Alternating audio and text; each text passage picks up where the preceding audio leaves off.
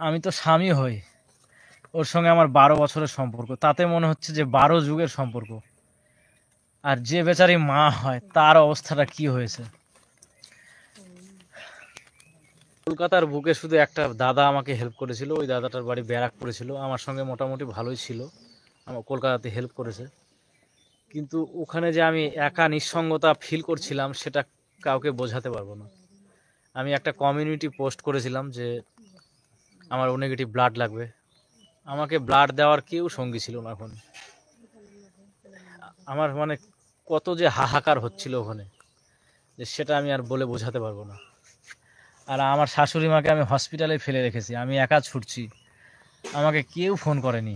দুই একজন খালি ফোন করেছে, হ্যাঁ আমরা চেষ্টা করছি, কিন্তু আপনাকে ব্লাড দিব এই কথাটা আমাকে কেউ বলেনি কলকাতার বুকে।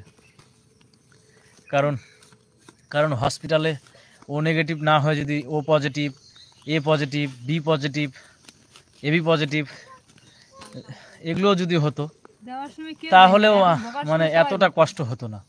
কিন্তু এমন একটা ব্লাড গ্রুপ ও নেগেটিভ, মানে ভগবান আমাদের কত বড় পরীক্ষা নিল।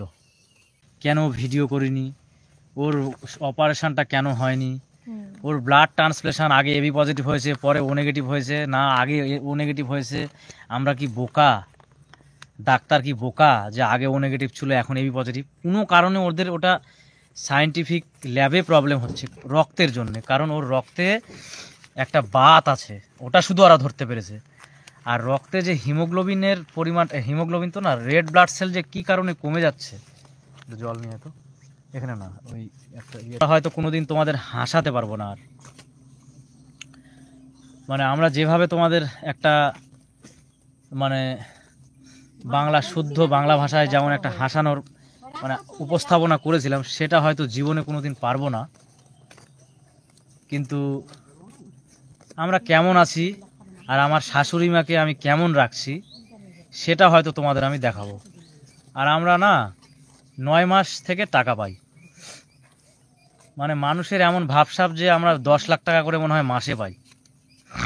আমাদের 2 বছর হলো ইউটিউবে, এই যে 2 বছর ধরে যে ভিউগুলো হয়েছে, 2 বছর ধরে হচ্ছে, 1 দিন 2 দিন 3 দিন করতে করতে 2 বছর ধরে একটা করে ভিউ হয়। একদিনেই কিন্তু আমার একটা ভিডিওতে 1 মিলিয়ন হয়নি। তো টাকা আমরা পেয়েছি ওইভাবে, যেমন ভিউ হয়েছে তেমন। তো রুগীটাকে কি আমরা টাকার জন্য মেরে ফেললাম, এরকম অনেকে বলছে।